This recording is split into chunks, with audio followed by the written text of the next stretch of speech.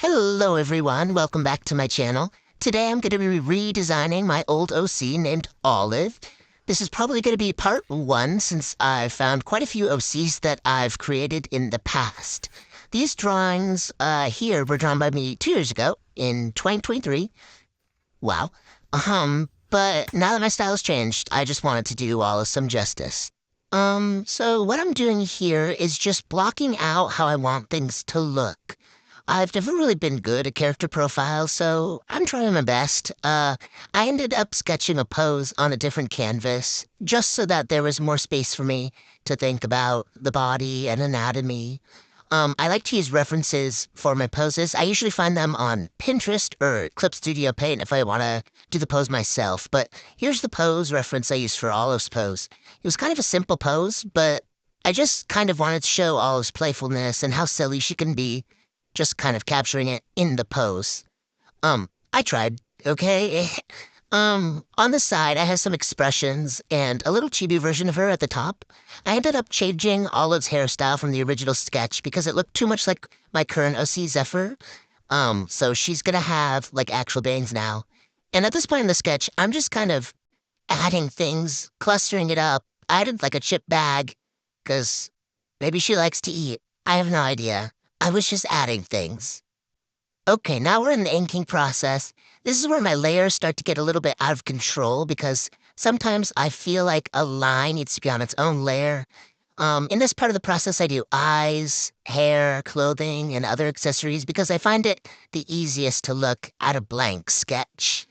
I had some outfit inspiration for this. I'll put it on the side.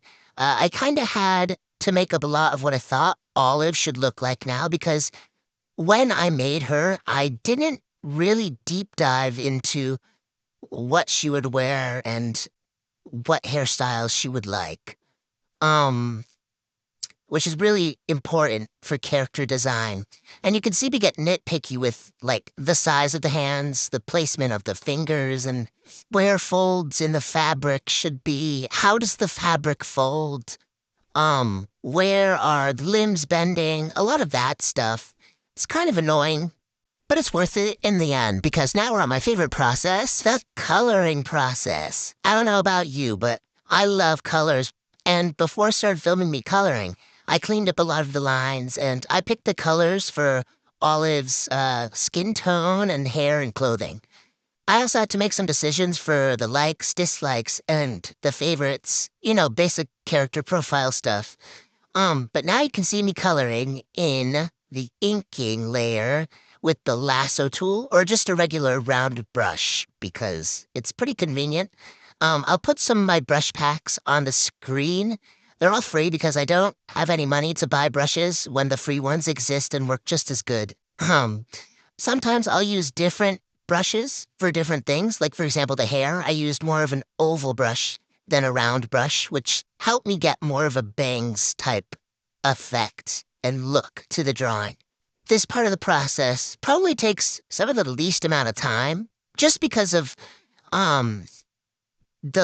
there are not many colors I used in this drawing. It can be different for different drawings, but for this drawing, it was probably the shortest process. Okay, we're probably on the longest process now, which is the rendering/lighting process. This process just takes the longest because you have to find the shadows, the highlights, and kind of do what you didn't do in the flat color layer. So it's a little bit nitpicky, especially with fabric, because you have to add, like, all the folds and the shadows, and I'm not very good at that, so it takes me quite a while. As you can see from the video, a little bit later, you'll see I have like 20,000 layers. Actually 54 layers is not that bad. I've had much worse before. I've had like 100 layers before, which a lot of people don't like, and they're not organized either. Sometimes they are, but most of the time they're not. And at this point, I'm just adding highlights, which is my favorite part, which is why I decided to slow it down, because it's just so satisfying to watch your final drawing come to life with some white specks randomly placed on random spots. Here's a short break from my annoying voice. Enjoy the highlights.